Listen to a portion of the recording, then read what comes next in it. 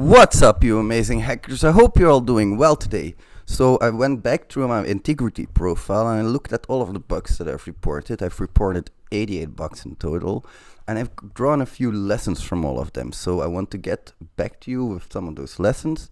Let's get right into it, shall we? The first thing I want to talk about is the fact that I've reported quite a few vulnerabilities now, and some of them were false positives. This can happen for a number of reasons. Going to go over two here. The first one is your testing methodology and how you might have made a mistake and why it's important to always retest. And the second is caching. Now, first of all, caching, it's really important that you know what it is. Like when I get to a resource like an image, my browser will cache that image. So when I go back to the URL and nothing has changed, it can serve that image to me from cache, and it doesn't always have to keep loading it from the internet. That's being done for speed reasons, several other reasons, not something we'll get into in this video. But that cache is really important because it can be a deal breaker. Say you're testing a scenario where you have two users. You have one user that has a profile picture and another user that tries to get the profile picture of the first user, while he's not supposed to be able to do that. So the user logs in, user 1 logs into Firefox. You get the URL for that image and you log out because you want to log into user 2 and navigate to that URL. Say you do that and it actually loads in, the picture loads. It might be because the picture is actually cached in the browser. That's why it might load in while you're not supposed to be able to see it. That's one of the things that happened to me in real life. So the picture was cached. I was navigating to it from a different user and it was loading. To avoid this, you can do several different things. You can test using two different browsers. That's something that I would always recommend, of course, unless, of course, you really need that single browser. But in that case, always confirm your vulnerability with two different browsers. One thing I also would advise you guys to do is clear your cache as often. I have a plugin called Cache Killer, and it will automatically kill my cache, so I don't have to worry much about that. There are some other things you can do. If you have some suggestions, feel free to leave them in the comments below. Now, what's also important is your testing methodology. Nobody's perfect. That's okay, you might make a mistake. I've done several mistakes in the past where I've tested for IDORs, but I've taken the wrong JWT token or I've taken the wrong session cookie, and I'm testing IDORs with administrator rights. So that's not going to work. You really have to be careful with what you're doing. And it really helps for me that when I find a vulnerability, I start typing out my report, and while I type out my report, I actually repeat my vulnerability. This is because a couple of things. First of all, you probably all heard of rubber duck debugging. Rubber duck debugging is where you try to explain things as simple as possible. Really important, we'll get into that later. But also for yourself, because you're trying to do these steps and you might think of new steps that you haven't thought of while just writing. You might think of them while doing the steps yourself, and you might see that there are some things missing that you really have to add. And it's really important for a couple of reasons. First of all, you don't want to miss those steps and have to get your ticket sent back to you over and over again to the triagers. You just want to be as complete as possible. That's really important. But it's also important to note that some less technical people might read your vulnerability. Now, we're quite lucky. Integrity, HackerOne, Bugcrowd, they all have amazing triagers. I love them to death. And the companies themselves love them as well, all of our targets. But there might be some less technical people, especially in those companies, that read your vulnerability. And they have to know what you're talking about as well. It's not just the triagers or the technical people that will solve your vulnerability. Everybody has to know what you're talking about. So that's why it's really important to keep those steps good and common, really understandable. Everybody needs to be able to read them. Pretty important. Now, one thing I also noticed from my vulnerabilities and something that I wanted to give you guys is that it's super important to test for a hidden functionality.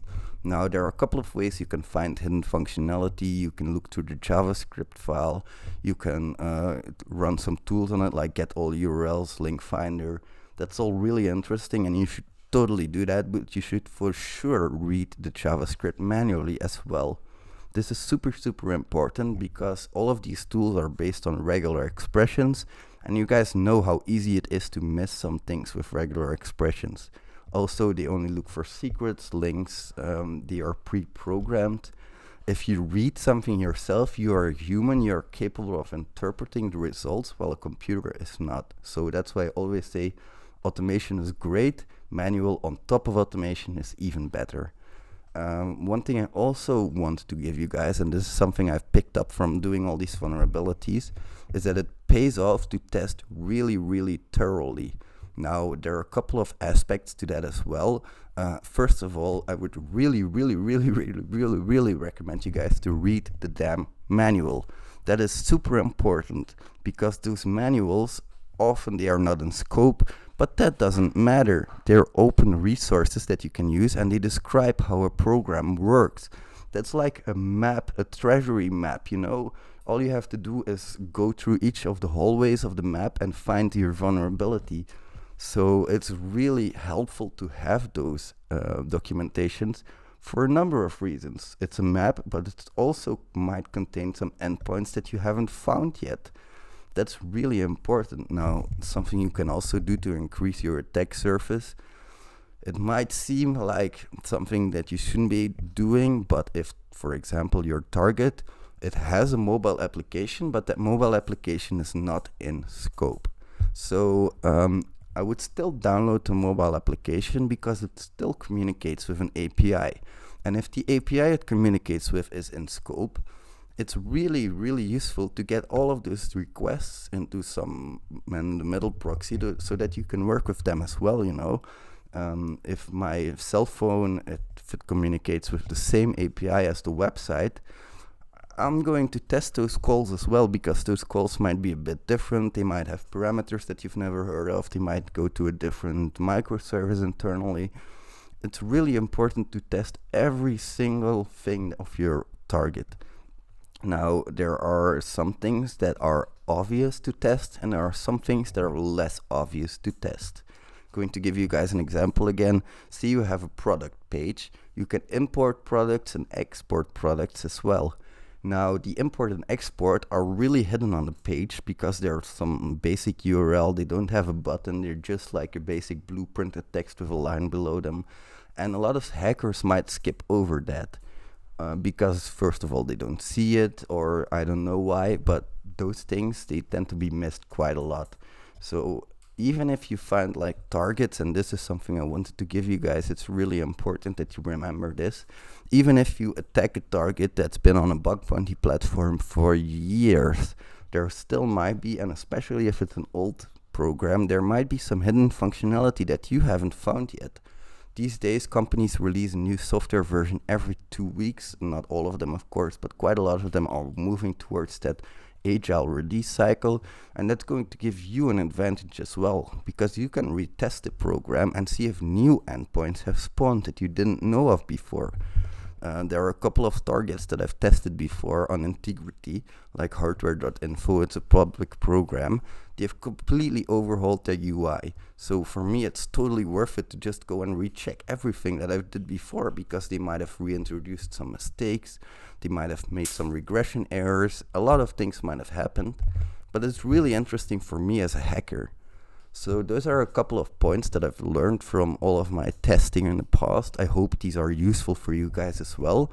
If they were, I would really appreciate a like, and I hope I'll see you in the next one. Bye everyone.